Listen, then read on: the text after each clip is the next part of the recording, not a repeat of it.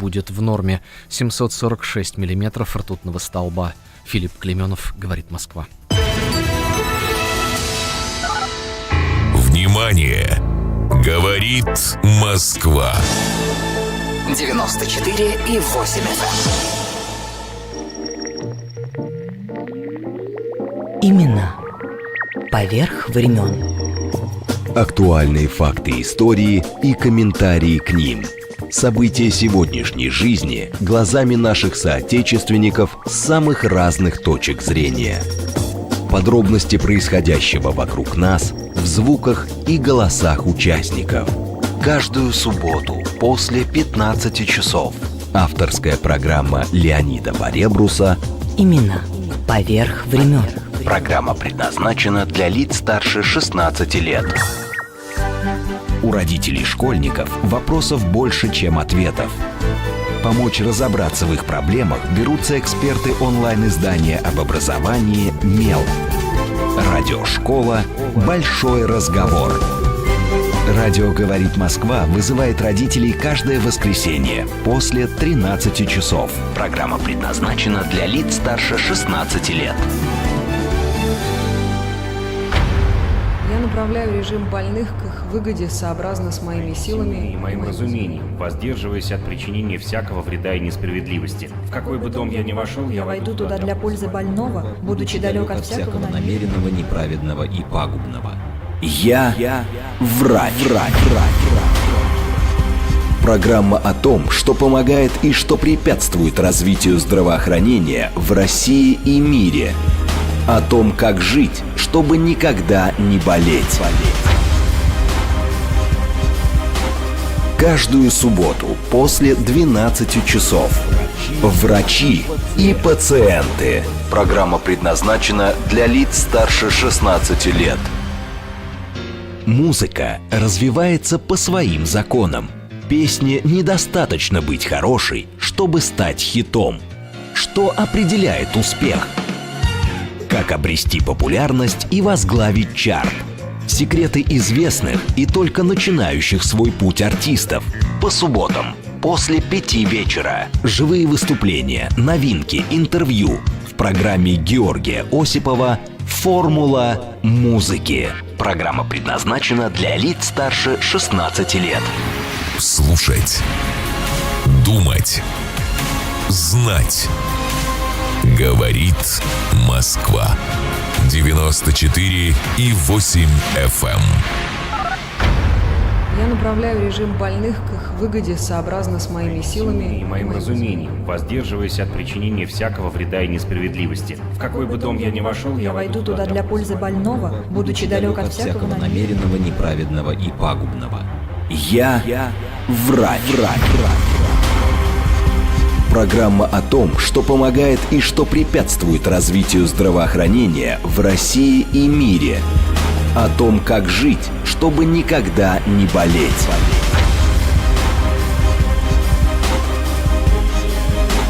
Врачи и пациенты. Программа предназначена для лиц старше 16 лет.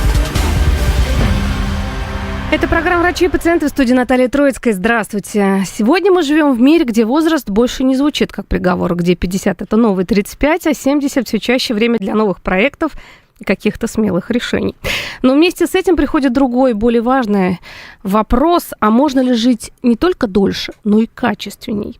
Наука уже доказывает, старение – это не только судьба, но и процесс, на который можно повлиять. А вот как повлиять и вообще, что происходит в этом мире, мы поговорим сегодня с нашим гостем. На студии главный врач Института биологии старения и медицины здорового долголетия с клиникой превентивной медицины РНЦХ имени академика Петровского Инна Викторовна Решетова. Здравствуйте, Инна Викторовна. Здравствуйте. Ну что, вы уже нашли таблетку долголетия? Просто сидите так и да, есть тут немножко волшебная таблетка, пилюля вечной молодости. Нет?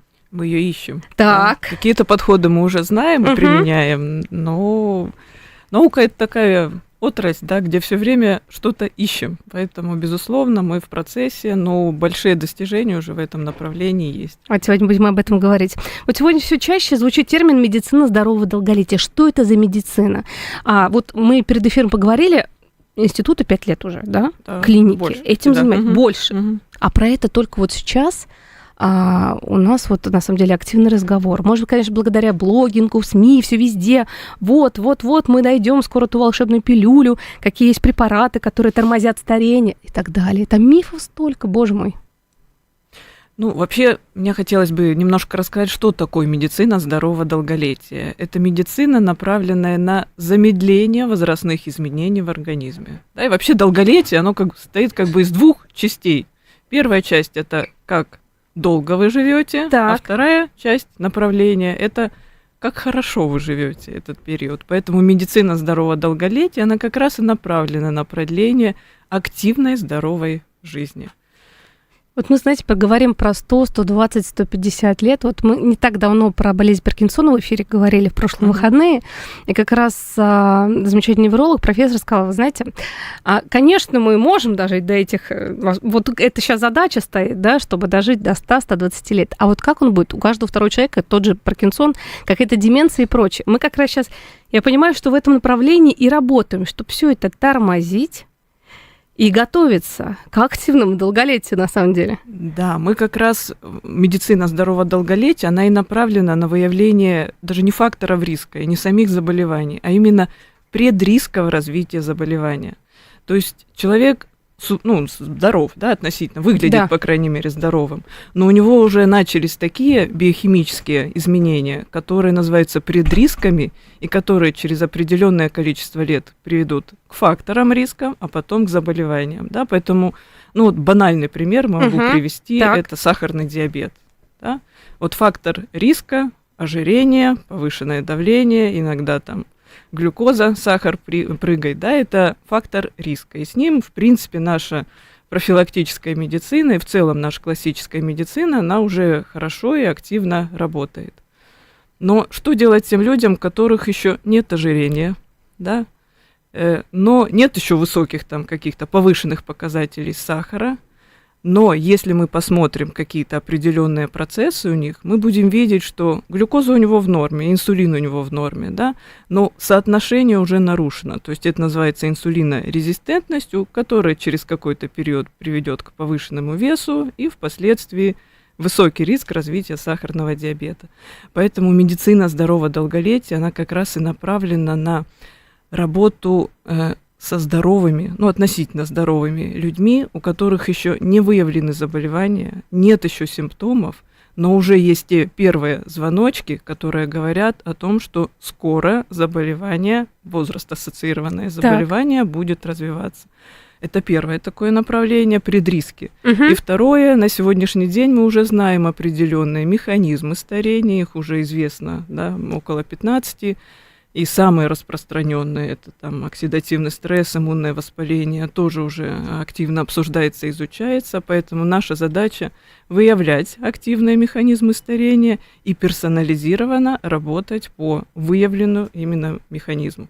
Почему нет волшебной таблетки? Скоро будет, я чувствую, уже к этому подходим. Ее не, на мой взгляд, ее пока не может быть, потому что все мы разные, и стареем мы по-разному, и у каждого человека определенный механизм может быть активный, а второй работать хорошо.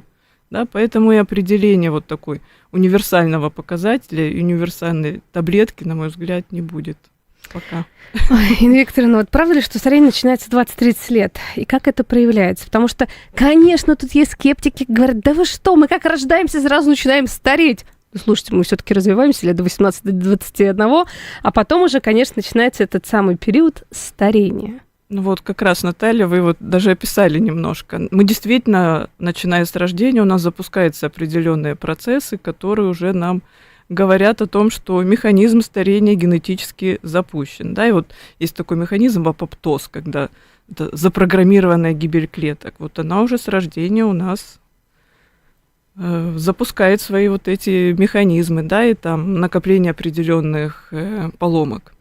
Вот. Но все-таки самый главный такой период, который нам уже говорит о том, что эти механизмы запускаются, это период 25-27, 30 лет. Да? Именно в этот период мы уже видим определенные показатели выносливости нарушаются, там, мышечной силы, да, насыщение кислородом. То есть это такие показатели, которые говорят нам о том, что процесс старения начинает запускаться. И средний, ну, такой вот у нас резерв, данный нам природой, да, высшими силами, это 40-45 лет. Вот мы идем по пологой вниз. Мы должны это понимать. Только здесь мы говорим о том, как быстро мы идем вниз. Если вот там 40 лет у нас еще более-менее так не сильно круто, то начиная с 40-45 вот эта крутость, она повышается этой кривой. Поэтому есть много мнений, много ученых, и было выявлено и 2 пика вот таких, да, возрастных изменений, там 44-60 лет. Но в среднем запуск, на мой взгляд, идет с 25-30, и активация наиболее сильная, начиная с 40 лет. Так, как готовиться тогда к этому как раз первому всплеску 40-44 года, да, вот мы сказали. Ага. Тормозить как? Я вот понимаю, что вот когда готовилась к эфиру, смотрела разные интересные данные везде в СМИ. Ой, многие какие-то БАДы, препараты, какие-то другие там моменты пытаются. Вот пишут даже вот сейчас, что можно сказать про китайский подход с продлением жизни. Я понимаю, что вы с коллегами со всего мира общаетесь, да? Это вообще такое наука, да, ну, мировая. Да, мировая, да. Такая, ну, скажем, последнее время особо трендовая, да, поэтому, безусловно, общаемся. Так. Что вот, новое, что придумали на самом деле? Вообще, мне, знаете, вот такой вопрос. А человеческий организм, он же не до конца, конечно же, изучен. Один мозг что стоит, да, там, и все остальное. Тем не менее, вот сейчас ученые что говорят? До скольки можем спокойно прожить вообще полноценно, чудесно, восхитительно, в хорошем состоянии тела и духа? Какой-то универсальной цифры, еще раз говорю, ее не существует. Организм индивидуален. Кто-то может полноценно прожить и до 100 лет, да, кто-то уже в 30 не может полноценно жить. Поэтому задуматься об этом нужно в любом возрасте и можно. Но начинать мы все-таки рекомендуем как можно раньше, когда еще у нас не произошли вот эти клеточные биохимические поломки.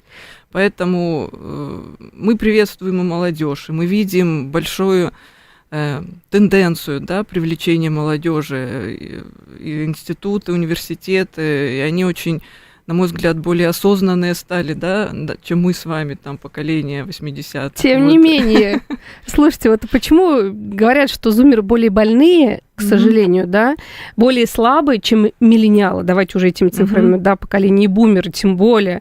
И, ну, в общем-то, они чаще болеют и более слабые. Почему этот момент? И хуже выглядят причем.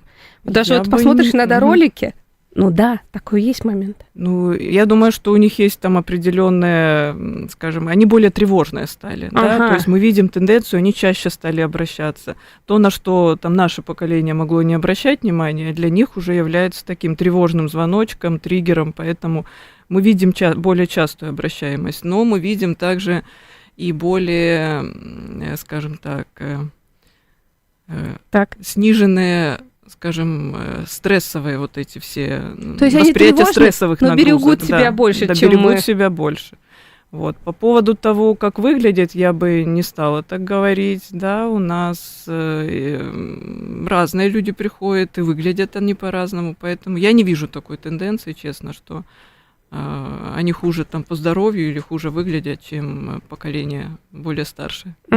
Слушайте, а вот вернемся к китайский подход с продлением жизни. Вы общаетесь же с китайскими коллегами? Там же очень много как раз здорового долголетия, по-другому сказать не могу, да? То есть там это, мне кажется, тысячелетиями. Пожилые люди в основном, они очень активные. Почему? Я думаю, это традиционный немножко вопрос, и не совсем в парадигме долголетия. Китайские ученые также ищут способы продления жизни, да, и мы с ними активно сотрудничаем. Сейчас они там испытывают и пробуют найти вакцину, которая с помощью стволовых клеток будет замедлять старение. Субстанция вот. Сразу вспоминается. Я думаю, немаловажный вопрос именно в контексте китайской медицины играет традиционная медицина и в целом их восприятие жизни, да. То есть у них восприятие немножко другое. Да, другое, это правда же. Скажите, вот у нас, вот мы уже поговорили, да, 40 лет по поводу превентивной медицины и здорового долголетия. Какие анализы, диспансеризация, чекап молодости, какой он должен быть? Зачем должен следить человек, который сейчас нас слушает, и анализы сдавала лет 10-15 назад, и вроде себя чувствует неплохо. У нас же как получается? Большинство прекрасно себя чувствует, к врачу не идут, а когда уже все очень страшно и тяжело, то бегут. Ну вот мы как раз и предполагаем подход даже не с чекапа, а с определения в целом своего биологического возраста. Вот насколько вы соответствуете сейчас своему паспортному возрасту. И если мы видим, что идет несоответствие, там человек 40, а паспортный показывает 70, да, то мы его направляем на дообследование, или второй этап это называется, который уже включает определенный перечень лабораторных и функциональных тестов, который будет выявлять, почему у вас не 40, а плюс 20-30 лет. Да, и вот этот перечень, он, в принципе, известен. Да, есть механизм старения иммуновоспалительный, есть оксидативный, есть метаболический там, профиль, да, и мы уже обследуем прицельно по вот этим направлениям. Поэтому чекапы нужно проходить, и нужно это делать регулярно, потому что одна и та же цифра может о разном говорить. Да, вот если у вас там был, ну, говорю, ферритин, допустим, да, показатель насыщенности железа всегда 70, и вдруг стал 30, это в пределах нормы, но для вашего индивидуального организма это уже не норма. Что-то произошло, что привело к снижению запасов железа, скажем так, в тканях. Поэтому чекапы, и, на мой взгляд, это будущее наше, да, они должны быть, и они должны быть регулярные. Мы рекомендуем, ну, как минимум раз в год проходить вот такие комплексные обследования. Слушайте, вы сказали паспорт биологический. А что это за паспорт? Как он составляется вообще? Какие анализы? Или вообще, может, возраст, фото? Биологический возраст, да. То есть у нас есть паспортный возраст, а есть клеточный возраст. Так. Насколько клетки у нас изношены. Ну, я такими простыми словами говорю. Да, и вот соответствие вашего возраста и клеточного, и паспортного и будет являться показателем вашего резерва, да, насколько человек, какой у него потенциал, как долго он может прожить. Плюс не надо сбрасывать со счетов, безусловно, генетические тесты, они нам тоже могут давать определенную информацию по рискам развития определенных заболеваний. Поэтому мы тоже в том числе рекомендуем в определенных случаях проходить генетические тесты. Вообще здоровье это, ну, комплексный, да, такой механизм, и он состоит как из генетического влияния, так и из влияния образа жизни, социума, да, социализации и всего остального. Поэтому необходимо все эти аспекты изучать и работать с этим. Насколько реальный возраст связан с теломерами? Вот такой вопрос. Это одна из теорий, да, то есть у нас есть не теория механизмов, скажем так, старения, есть теломерная теория, механизм, который говорит о том, что если у нас укорачивается, у нас хромосома, она X-образная, да, и вот эти концевые участки, если они укорачиваются, до определенного периода клетка перестает работать, да, она становится старой, ненужной, клеткой зомби, как некоторые называют. Клетка зомби, бедненькая. Вот, так вот, чем короче этот участок, тем быстрее человек стареет. Но, опять же, механизмов, он не один, их много. Поэтому не всегда показатель анализа длины теломер скажет нам 100%, что у вас такой возраст. Надо учитывать все другие механизмы. Ох, а механизмов очень много индивидуально. А вы встречали у человека там 60-70 лет, у которого биологический возраст 30?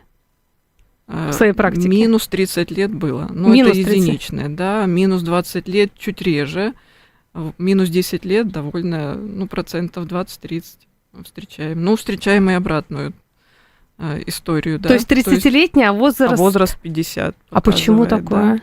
Вот это и задача медицины здорового долголетия, разобраться, почему. Но вот, это, как правило, все-таки вот факторы, которые не генетика, не наследственность, а именно образ жизни. Курение, алкоголь, недосып. 30%, да, дает, 30-40% дает образ жизни. Вот. Ну, чаще, наиболее такие, ну, самые частые механизмы — это хроническое воспаление, это метаболические нарушения и так называемый оксидативный стресс, накопление определенных в организме свободных радикалов, которые ускоряют процесс. Безусловно, есть и дисбиоз кишечника, и состояние кишечника, и резерв стволовых клеток, и много других, эпигенетика, да, вот то, что мы, ну, в обычной жизни называется влиянием окружающей среды, но на самом деле это тонкие механизмы, когда окружающая среда влияет на наши гены, да, с помощью определенных механизмов в организме. Поэтому эти тоже механизмы все, ну, и факторы надо учитывать. Поэтому не только генетика, но и образ жизни, безусловно, влияет. Ну и немалый вклад в вкладывает и социально-экономическое условие, да, то, в какой среде мы живем, с кем мы живем и как вообще мы воспринимаем стрессовую нагрузку, да, и умеем ли мы к ней адаптироваться. Вообще стресс реально, а вот старение как раз не то, что замедляет, а наоборот Ускоряет, безусловно, да. Но опять же, стресс, смотря вот если это избыточный стресс, если хронический. Да, хронический избыточный стресс. А если это мелко такой дозированный стресс, это даже полезно для организма. Человек, который говорит, что вот вообще не надо переживать, это тоже не совсем правильно. Мелкая стрессовая нагрузка, она повышает наши адаптивные возможности. И это даже полезно. И одно из направлений, по коррекции, да, это как раз применение методик, которые тренируют вот эту адаптивность. Стрессоустойчивость. Стрессоустойчивость и вообще в целом адаптивность организма. Есть определенный вид медуз, которые могут инвертировать процесс старения, могут жить практически вечно. Насколько их механизм старения, вообще омоложения применим к человеку? Вообще животных же изучают, которые, просто организм. Я просто боюсь, что там в тайне или там ледников в Антарктиде могут найти. У нас что-то находят, какие-то бактерии, которые нас потом сожрут. Это пугает. Но, тем не менее, уже тоже такие вещи есть. Что... у нас вот на сегодняшний день, уже говорила, известно 15 механизмов старения. Из наиболее частые, наиболее изученные, это вот основные там 10, да. Вот, мы с ними активно работаем. А с подобными животными? Моя цель как врача, безусловно, моя цель как врача — это люди, а наш научный отдел, безусловно, работает и с мышками, и с обезьянами. И у нас есть виварий, да, наш, который активно изучает и на животных. Ты хорошая, господи. Инна Викторовна, а все-таки я понимаю, что постоянно какие-то новости в СМИ, и все сразу на заголовке, нашли таблетку, которая тормозит и отматывает 20-30 лет назад для человека. Вот вы думаете, это все-таки заголовки, мы к этому еще идем медленными шажками, и не факт, что такое будет. И вообще, с какого возраста уже опоздали мы отматывать это время и старение назад? Точка невозврата есть? Нет, точки невозврата нет. С биологической точки зрения точки невозврата нет. У нас нет дня или там даты, когда мы все говорим, что все сломалось и нельзя. Так. И вообще биологический возраст — это пластический процесс. Изменив образ жизни, определенные аспекты питания и другие моменты, мы можем отодвинуть биологический возраст. И такие исследования есть, в том числе по определенным методикам, когда даже 2-недельный курс, изменения таких привычек менял биологический возраст на 3-5 лет. И в нашем институте мы уже имеем определенный накопленный опыт, когда мы видим, что даже 2-летняя работа с определенными механизмами сдвигает биологический возраст в обратную сторону на 5-10 лет. Это не говорит, что мы станем детьми, ребенком мы уже не станем. И это все немножко такая... Да, сразу фильм вспоминается. Профанация. Да. Это невозможно. Но сдвинуть и восстановить свои резервы мы можем. У нас вообще организм, у него колоссальные резервные возможности. Вопрос в том, можем ли мы их активировать. И меняя образ жизни, питание, активность, сон, применяя определенные методики тренировки организма, восполняя, об этом не надо забывать, метаболические свои дыры, витамины, микроэлементы. Иногда, обходя какие-то генетические особенности, мы можем влиять на свой биологический возраст. Вот сейчас про репродуктивное здоровье человека активно говорят, и женщин в том числе, все позже и позже. И в России, и в мире женщины первый раз становятся мамами в 40 лет, в 40 плюс лет и так далее и тому подобное. Вот в этом направлении, я же понимаю, у вас тоже какие-то, само собой, не то что исследования, и ведутся работы, раз мы тут про активное долголетие, и были моменты, что и в 50 сейчас спокойно, можно родить с помощью ЭКО, каких-то других репродуктивных технологий. Тем не менее, организм здесь можно так омолодить, что в ближайшие 10-15 лет, у нас 60-70 лет, пойду первого ребенка рожу. В будущем возможно. На сегодняшний день все-таки говорить о том, что родить в 60-70 лет, это, честно, не будет нечестным, потому что репродуктивное здоровье — это не только гормональная система, это еще возможность правильного питания ребенка, то есть насколько готова сердечно-сосудистая система, кровоснабжение репродуктивных наших органов. Это тоже влияет. Поэтому в будущем возможно, но на сегодняшний день все-таки этот период надо оптимально подготовить все-таки, в правильный период, да, все-таки это 25-40 лет, это все-таки оптимальный период, когда наша и сердечно-сосудистая, и гормональная система, и психологическое состояние наиболее готовы. Вот. Но методики, которые помогают продлевать наше гормональное здоровье, потому что основная проблема в том, что у нас перестают вырабатываться гормоны в определенный период, и восстанавливать кровоток, в принципе, они известны. Улучшать кровоток. Да. А мне такой вопрос. Почему современное поколение стареет медленнее, чем предыдущее? А почему стареет медленнее, даже чем фотографии, смотришь, это действительно там 20-х, 30-х, 40-х годов, там женщина, крестьянка, 30 лет, это уже бабушка. Да, мы Пушкина, помним, 18-19 старик век. Карамзин, 40 лет, и все остальные. Сейчас, мы говорим про то, что в 40 лет спокойно родить, выйти замуж, прекрасные цветущие женщины и мужчины. Почему так происходит? На мой взгляд, здесь много факторов. Там же питание было лучше, и атмосфера в том числе. Конечно, чем мы сейчас дышим, что мы едим, выглядим лучше. Во-первых, воспаление, инфекционная болезнь. Да. В тот период, начиная с детства, у нас у людей была большая инфекционная нагрузка, и вспомним и ревматические заболевания, тиф и все остальное. Туберкулез. Нам, к счастью, во многих аспектах удалось победить этот. И мы этот детский период лишены таких радостей, в кавычках, я говорю.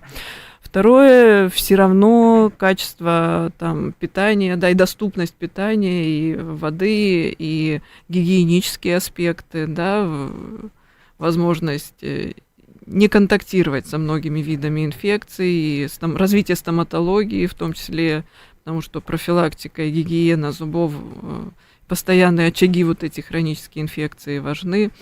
На мой взгляд, немножко поменялась доступность медицинской помощи. Если раньше какая-то специализированная помощь была доступна только в крупных центрах, сейчас это уже проще и легче. Не во всех, безусловно, регионах и уголках страны это есть, но все равно базовая доступность, она стала лучше. И информированность населения. Сейчас очень развит интернет, и он есть практически у любого человека в любом уголке.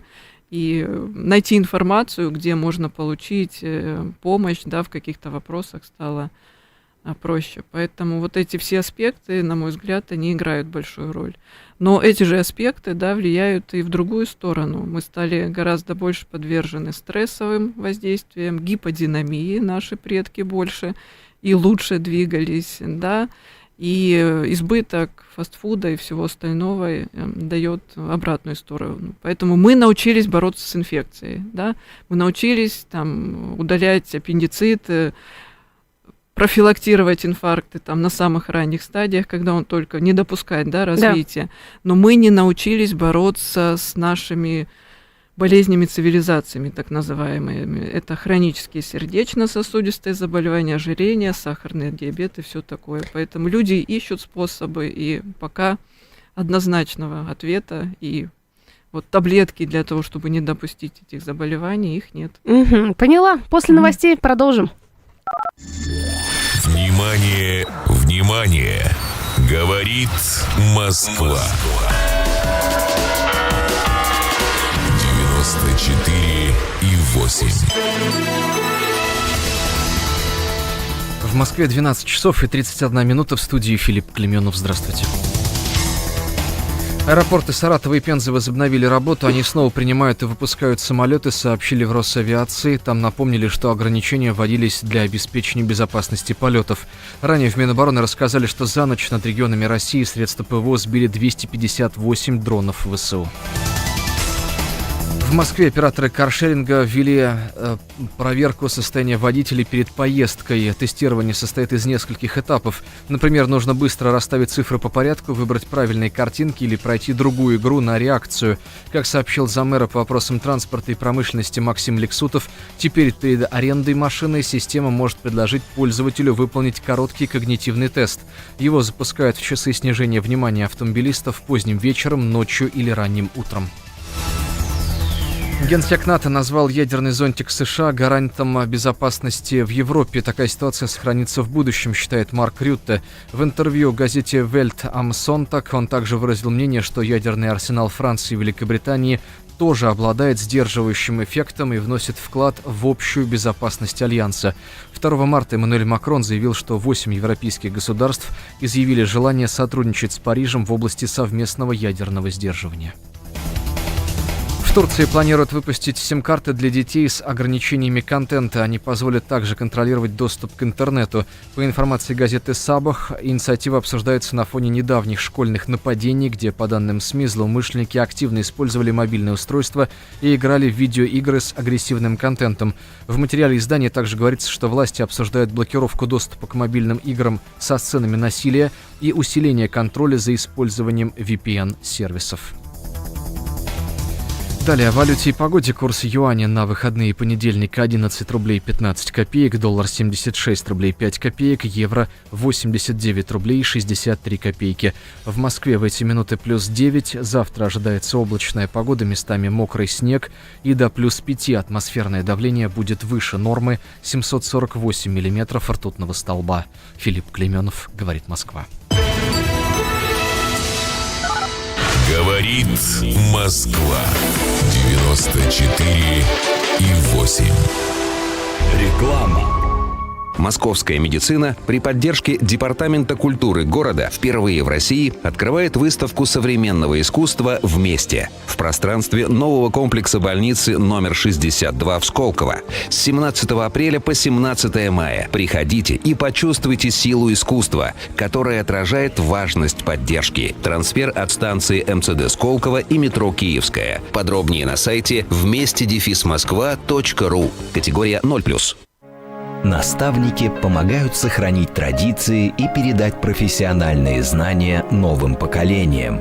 Именно так формируется уважение к труду и ответственность за результат. Проект социальной рекламы реализуется при поддержке компании «Русский уголь». Телефон рекламной службы 925 33 17, код 495. Доллар. Форд, демократы, республиканцы, Кока-кола, бургеры, бейсбол, Голливуд. Что такое США и что значит быть американцем? Как устроена жизнь в Америке? Чем отличаются их проблемы от наших? Об Америке без геополитики и военщины в программе Рафаэля Ардуханяна «Америка Лайт». Легкий разговор о жизни в Америке. По пятницам после 8 вечера и по субботам после 14.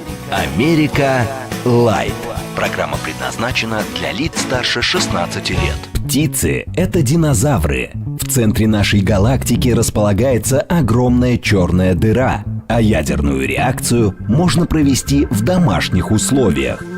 Какая она, современная научная картина мира? Рассказывают кандидаты, доктора, профессора, академики и просто люди, увлеченные наукой. Каждую субботу после 13 часов лауреат Государственной премии за верность науке, программа «Ученый свет». Программа предназначена для лиц старше 16 лет. Начать меняться с завтрашнего дня реально. Научиться снижать вес достижимо. Не переплачивать врачам и не вестись на ложь маркетологов возможно. Как правильно заботиться о себе, сохраняя деньги и здравомыслие, рассказывают Илья Переседов и его гости. Каждое воскресенье после 18 часов. Большая перемена. Программа предназначена для лиц старше 16 лет. Право знать. Говорит Москва.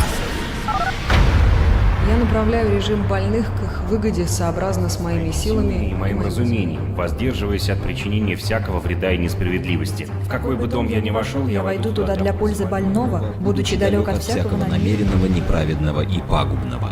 Я врач. Программа о том, что помогает и что препятствует развитию здравоохранения в России и мире. врачи и пациенты. Продолжаем наше общение. Говорим мы сегодня про активное долголетие. Не только долголетие, а, в общем, про Здоровое. Здоровое. Активное и здоровое долголетие. Как до 100-120 лет спокойно дожить? Мы же сможем это скоро сделать? Да. Уже сейчас можем, но не все далеко, но к этому идем. У нас в студии главный врач Института биологии, старения, медицины, здорового долголетия с клиникой превентивной медицины РНЦХ имени академика Петровского Инна Викторовна Решта. Вот перед тем, как уходили на новости, мы говорили про то, что про факторы, как раз на которые можно повлиять. Предыдущие поколения, наши предки, они не могли на все повлиять, но и у них там тоже свои плюсы были. А у нас появились антибиотики, у нас появилось столько всего. Но у нас появился фастфуд, неправильный образ жизни, стрессы круглогодичные, гиподинамия. Ох, да. Это вообще великая вещь. Сон, нарушенный сон, да, это прям один тоже из бичей у нашей современности. Мне кажется, у нас спят вообще 2-3-4 часа, вообще, тем более в крупных городах. Это очень плохо, да. Это прям вот самый... вообще нарушенный сон – это один из таких негативных, нехороших трендов нашего поколения, потому что сон, он не только дает нам отдохнуть, да, и восстановить там мыслительный и когнитивный потенциал. Сон, он... Во время сна у нас происходит ремонт всех клеток, в том числе и мозга. Да, и вот если этот ремонт мы не будем делать, вспомним в своем автомобиле, то срок его работы значительно изнашивается.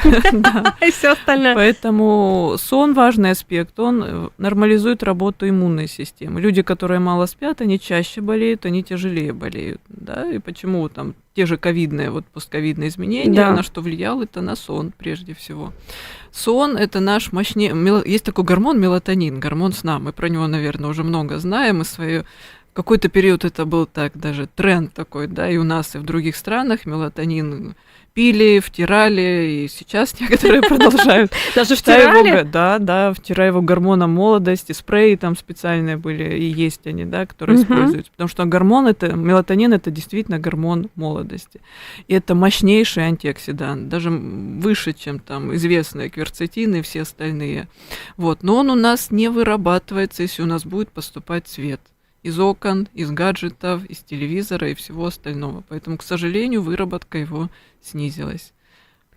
Третье, что страдает очень сильно, помимо иммунной системы, да, это когнитивный мозг наш. Да, мы становимся менее внимательными, более тревожными, нарушается кровоснабжение мозга, и отсюда идут все последствия. Поэтому сон должен быть здоровым, продолжительным и в правильных условиях. Поэтому мы обязательно вот в нашем центре и в наших клиниках рассказываем про гигиену сна. У нас гигиена не только там тела, ротовой полости, зубов и все остальное, но есть такое понятие, как гигиена сна. Это должно быть определенная температура, отсутствие освещения, отсутствие чтения, да, гаджетов и всего остального перед сном, новостных каналов, еды, которая провоцирует у нас выработку определенных гормонов, и тогда мы будем жить дольше.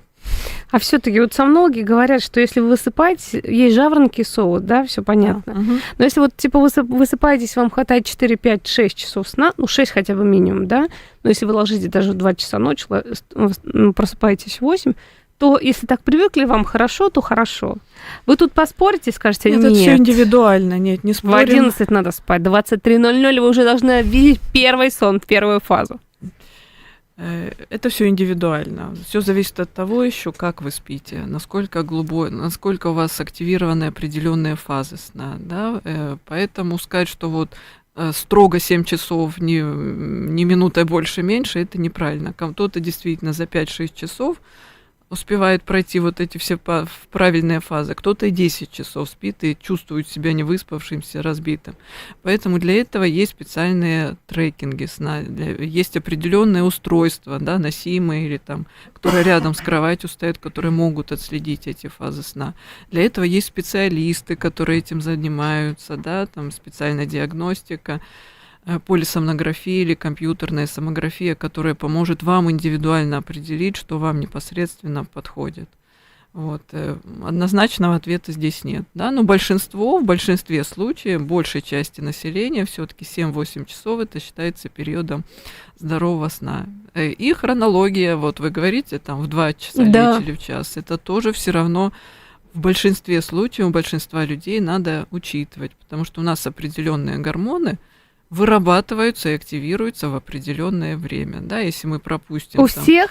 Практически у всех, да. Если это только не там, вахтовые, да, и все остальные методы, у которых, кстати, очень сильно нарушены эти хроноритмы, которые чаще болеют и раньше умирают. Вот, поэтому хронологию сна надо тоже учитывать, как и выработку гормонов в определенное время.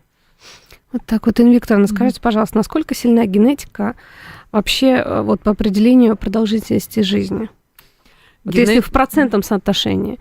Мама, папа, бабушка, прадедушка долго жили, либо наоборот, ну такая жизнь была недолгая. Ну, есть статистические данные, которые говорят о том, что генетика определяет наше долгожительство в 20-30% случаев для средней популяции, да, для тех людей, которые хотят прожить там 85-90 лет. Если мы берем сверхдолгожителей, это люди, которые больше 100 лет живут, да, то у них генетика определяет больше, около 50%, вот по данным. Как интересно. Но это на самом деле очень малый процент, да, поэтому у большинства это все-таки 20-30%. Остальное отводится на другие факторы. Но остальные 70 это факторы, сколько их? Очень много же. Но они известны, это образ жизни, это стресс, это социально-экономические условия, ну, и в том числе среда, в которой вы живете, и регулярный мониторинг. Он тоже там определяет определенно до 10%, 15% зависит от уровня, да, оказания медицинской помощи. Это приличные цифры, на самом деле. Стоит ли вообще обычному человеку сдавать генетические тесты? Как вы думаете?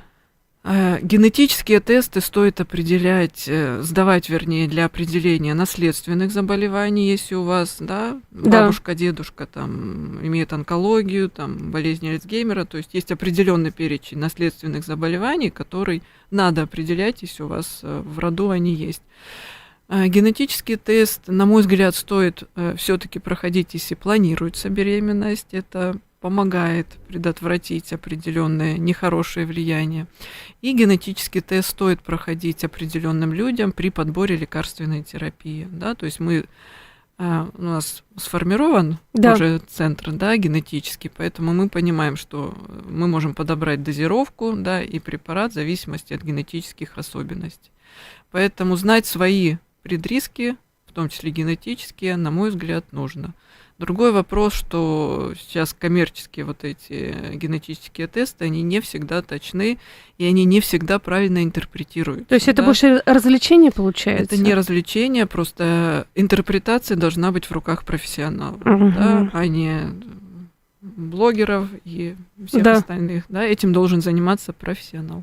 И это не так дешево, как кажется, правильно, генетический паспорт? Сейчас это уже ценовая политика сдвинулась, да, если когда я уже больше 20 лет занимаюсь вообще превентивным и всем этим направлением, и вот тогда это было за 100 тысяч, да, сейчас можно генетический тест, ну вот базовые какие-то показатели сдавать дешевле, в районе там 15, да, тысяч, он в принципе сейчас может стоить. Вот. Но вопрос не только в том, чтобы сдать, а вопрос в том, как это оценить. А это уже важный аспект. Надо учитывать многие факторы. Интересно, мы идем к тому, что скоро там в ЕМИАС, да, в обычной поликлинике или через 5-10 спокойно можно будет сдать как раз минимальный генетический паспорт, чтобы уже как раз превентивная медицина была. Да, мы идем к этому, потому что, ну, по крайней мере, там наследствие, онкологические, все остальные аспекты, они уже используются многими клиниками, и это правильно. Ой, давайте еще про вот ошибки в образе жизни людей поговорим, которые недооцениваются абсолютно. Вот мы сейчас самые важные моменты сказали, да, гипотидомия, алкоголь, курение, неправильное питание, фастфуд и прочее. А что вот еще влияет на то, что люди вообще не задумываются, говорят, что реально, что ли, это там вахтовый образ жизни, мы уже поняли, что недосыпание недооценивается. А что еще недооценивается? Да. Недооценивается такая хроническая усталость, как называется. Она же у всех практически есть. Да, проводили опросы, больше 40% вообще отмечают у себя хроническую усталость, и там, по-моему, около 30% говорили о том, что они чувствуют ее постоянно. Да, и это звоночки, их не надо игнорировать, и нельзя их недооценивать. Да. Недооценивается, на мой взгляд, еще влияние окружающей среды, да, вот то, где ты, в каких ты условиях живешь. Вот, влияние там, то, что ты, из чего ты пьешь, да, влияние той еды, которая попадает на твой стол. Вы про пластик, что ли, говорите? В том числе микропластик. И про микропластик. Не только микропластик, да, то есть это надо учитывать. Если есть возможность отдавать предпочтение там стеклянному стакану, отдавайте, да, если есть возможность отдавать предпочтение среде, в которой ты живешь, да, отдавай микроклимату. Если есть возможность использовать воду, да, не которая попадает на поставить, колодезную какую-то, какие-то или фильтры, да, или проводить вообще оценку той воды, этой, которую вы пьете, тоже это нужно проводить. Поэтому эти факторы надо учитывать. Ну, помимо генетических, образа жизни и всего остального, что мы говорим. Слушайте, по поводу прививок. Я сейчас думаю, что всколыхнутся, конечно, антипрививочники, потому что многие считают, что это влияет и на гены, и на все прививки, хотя вроде бы все уже устаканилось. Десятилетиями все это изучено, да, что мы победили какие-то определенные заболевания очень мощные. Если бы не было прививок, мы бы не победили. Вот сейчас вот оспа обезьян, да, периодически где-то почему-то всплывает. У нас в России непонятно, да. И ведь я понимаю, что вот я с инфекционистом на эту тему разговаривала, говорит, вы знаете, на самом деле это опасно нынешнему поколению, молодым ребятам, потому что у них вот эти прививки от оспы, да, были еще у наших мам точно они есть, а потом победили оспу, все, она ушла. А теперь вот, казалось бы, да, мы уже идем к антибиотикорезистентности, мы уже пришли, антибиотиков не хватает, да. Все уже. То есть чем лечить будем обычные какие-то вещи, а необычные, так это вообще отдельная система. Но тем не менее все равно же есть у нас любители, их много достаточно, которые нет, укорачивают жизнь, генетические поломки, т.д. т.п. Лучше без прививки. В популяционном плане мы действительно достигли с помощью прививок, мы, скажем, ликвидировали даже определенные заболевания, поэтому прививки вот в таком аспекте они нужны. Антипрививочники – это люди, которые столкнулись чаще всего с какими-то определенными негативными влияниями. Или в интернете прочитали. Или в интернете прочитали. Вот. И такие случаи, они все-таки единичные. Да? И эти единичные случаи надо разбирать. Возможно, у ребенка или у человека была какая-то генетическая особенность, на которую, если бы они знали об этом заранее, да, при планировании беременности, можно было обойти. Поэтому я не я не являюсь антипрививочницей, это однозначно, да, они нужны, но с разумным подходом. Правильно, в нужное время их делать, да, не в период острых болезней и всего остального. Тогда негативных последствий не должно быть. У здорового, более-менее здорового организма. Обследованным человек должен быть. Да, если есть противопоказания, само собой, нет. А если нет, то тут стоит задуматься. Потому что сколько раз были такие моменты, даже в моей практике среди друзей, у которых ребенок заболевал серьезным каким-то заболеванием, менингитом, например, это был момент. И потом родители сокрушались уже в реанимации, почему мы не сделали прививку, нас предупреждали врачи. Были категорически против прививок, поэтому тут надо быть очень аккуратным и думать о последствиях абсолютно разных, потому что время, в котором мы живем, само собой, вспышки, даже гепатита А, пожалуйста, все что угодно может хотя бы быть. Те болезни, которые мы уже знаем, их можно предотвращать. Какие продукты ускоряют старение? Будете на кофе, что ли, сейчас? Нет, кстати, я кофе очень, нормально, хорошо отношусь, в умеренных количествах только. В умеренных количествах сколько? Это индивидуально. Опять же, у нас есть определенные системы, которые его перерабатывают, но в среднем это от 1 до 2-3 чашек. Есть люди, которым, наоборот, кофе показано. Допустим, людям с риском болезни Альцгеймера, у них, наоборот, даже есть рекомендации чуть увеличить потребление кофе. Поэтому в кофе есть и полезные кислоты. Кофе нам помогает улучшать желчеотток, помогает, есть определенные кислоты, которые в том числе обладают антивозрастным действием. Поэтому в умеренных количествах, если нет противопоказаний. Поэтому самыми вредными продуктами, как это не банально звучит, являются трансжиры, переработанное жареное мясо, то есть те продукты и избыток легких углеводов. Это вы сейчас к 1 мая на шашлыки намекаете, в том числе на шашлыки. Но опять же, один из тоже мифов и таких ошибок, на мой взгляд, это всегда придерживаться строгих правил. Это тоже не всегда правильно. Иногда организму нужно давать такую встряску, чтобы он понял, что Ну, просто есть... некоторые стрессы заканчиваются в Другое дело, больнице с что острым не должно это панкреатитом. быть каждый день, но если Да. это там праздник, почему не съесть кусочек? Другое дело регулярное употребление там жареного мяса, углеводов и всего остального. У нас есть такой процесс, как гликация называется. Что это да, за вот процесс? это один из самых мощных механизмов, в том числе старения. Гликация, если простыми словами сказать, это засахаривание или карамелизация организма. Да, Красиво звучит, на самом деле. Карамелизация организма. Вот, у нас Так. избыточные молекулы сахара, Мгм. они прилипают к белкам, образуются такие очень плотные сшивки, благодаря которым, ну не благодаря тоже условно, Да. белки перестают правильно работать. Они становятся неэластичными и перестают выполнять свою функцию. И одними из первых, которые страдают, это коллаген и эластин. Да? Поэтому что появляется? Один из признаков старения, мы когда проводили опрос, там вот многие очень отвечали морщины. Это как раз в том числе неэластичность коллагена, очень тесно связанная с процессами гликации. Вот, поэтому... А как ее предотвратить, эту гликацию? Гликацию? Никаких транжиров и сахара никакого? Никаких конфет и шоколада? Ну, никаких я бы не сказала, да, но стараться минимизировать избыточное количество и продуктов жарения. То есть вот эта вот корочка на курочке, да, или на мясе, когда мы ее Самое запекаем, вкусное. это и есть процесс гликации. Поэтому надо их минимизировать. Если мы хотим жить дольше, не Без часто, морщин? Да, без морщин. И иметь эластичные сосуды, это не только морщины, да, потому что у нас есть косметология Уколы красоты, замечательная, их уколы столько. красоты, Конечно. которые визуально на какой-то период могут это замедлить, но они не спасут нас от внутренних уже клеточных нарушений не только в коже, но и во всей системе, в связках, в сосудах и во всем остальном. Поэтому гликацию можно замедлить. Это питание правильное, это прием определенных веществ, да, может быть, которые его замедляют. Есть антиоксиданты, такие как куркумин, розмариновая кислота, которые помогают с этим бороться.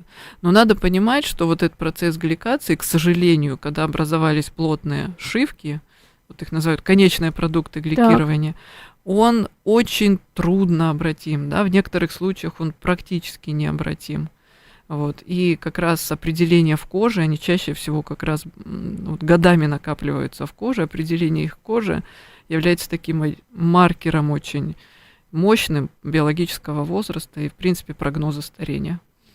Вот. Но бороться с этим можно. И мы видим, если мы там меняем определенные продукты, да, с которыми мы употребляем в питание, через полгода мы видим сдвиг показателей по гликированию. Вот если совсем молодое поколение наше, да, мы сейчас говорим, которое выросло на фастфуде практически, и сейчас это главное, там встречи какие-то проходят как раз с применением, с употреблением бургеров и картошки фри и всего прочего. Ну, у них ожидаемое по этому механизму будет ускоренное старение. Хотя сейчас вот люди, которые еще моложе, Да. 15-16 лет, как раз у них эта тенденция меняется, на мой взгляд, да, они стали более осознанно подходить к питанию. И сейчас очень, ну, на мой взгляд, рост идет и продуктов, и в целом наш вот промышленность, да, и наше питание, и уголки здорового питания появились в магазине, поэтому выбор появился. Вопрос только, насколько человек готов к этому выбору. Там глютамата натрия побольше посыпет, конечно, захочется что-то Не всегда, такого. надо смотреть, да, на упаковку, что там находится. Но эти уголки, они есть уже во многих магазинах. Да. И популярность их растет.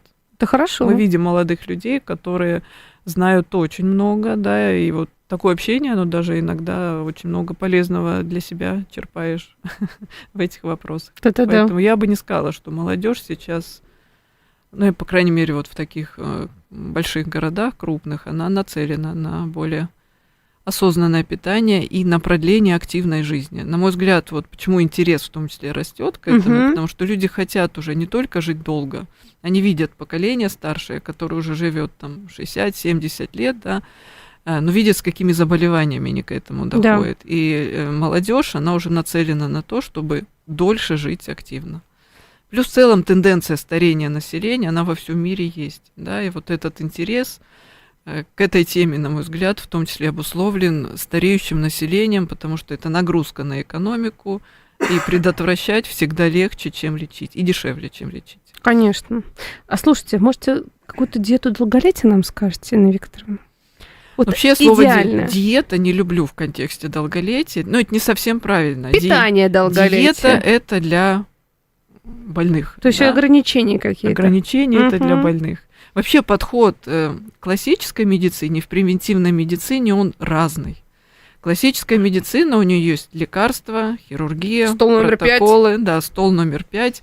И это правильно и оправдано, но в лечении. Да. В превентивной медицине, в профилактической, ну вот именно в медицине здорового долголетия, у нее подход немножко другой. У нее должно быть сбалансированное питание, да, потому что здесь другой механизм. Вот если мы сломали ногу, мы наложим гипс. Гипс замечательная методика, она действительно даст восстановиться ноге. Но если мы дадим гипс здоровому человеку, то конечность рано или поздно атрофируется, да, она это перестанет точно работать. Поэтому здесь разные подходы. Диету давайте вот оставляем для нашей классической медицины, для традиционной, ну, скажем так, классическое, больше правильно сказать. А здесь здоровое питание, здоровое сбалансированное питание. Поэтому какой-то универсальной диеты нет, но базовые принципы, они известны. Это растительная основа. У нас должно быть достаточное содержание овощей, фруктов и вот таких растительных продуктов. Достаточное содержание, в принципе, оно известно, определено, да, это в среднем 400 грамм. Вот. Другой вопрос, что сложно это иногда некоторым соблюдать, особенно семьям. Вот пойдите в магазин и купите себе 400 грамм салата зелени, да? А теперь еще семье из 5 человек возьмите 2 килограмма салата. И все это, ну, нашим людям немножко сложно иногда внедрять в жизнь. Квашеная капуста может спасти ситуацию. Это я уже прочитала, что это очень полезная вещь, и многие любят. Да, и правильно. Ферментированные продукты брожения, которые восстанавливают нашу микрофлору. Микрофлора – это наш один из вот этих 15 механизмов, да, дисбиоз кишечника. Второе – это достаточное потребление белка. Мы, к сожалению, его стали меньше потреблять, стали больше потреблять углеводов, но белок тоже в идеале правильный. Да, это не умеренное потребление животного белка, но при этом делать больше акцент на рыбу, на морепродукты и на правильные жиры. У нас был какой-то период, когда мы там убрали полностью все жиры, это холестерин и все остальное, это неправильно. Растительные жиры, они должны быть. Это оливковое масло и другие. Спасибо большое. Я думаю, что будет 2-я, 3-я, 4-я часть, потому что мы же хотим жить долго, красиво и счастливо. И пригласим обязательно нашего замечательного доктора в эфир. У нас в студии главный врач Института биологии старения и медицины здорового долголетия с клиникой превентивной медицины РНЦХ имени академика Петровского Инна Викторовна Решетова. Спасибо большое. Было очень интересно. Спасибо. Внимание, внимание! Говорит Москва. 94,8. В Москве час дня, в студии Филипп Клеменов. Здравствуйте. Аэропорт Нижнего Новгорода возобновил работу. Он снова принимает и выпускает самолеты, сообщили в Росавиации. Там напомнили, что ограничения вводились для обеспечения безопасности. В госавтоинспекции Забайкальского края уточнили число пострадавших в ДТП с автобусом. Госпитализированный водитель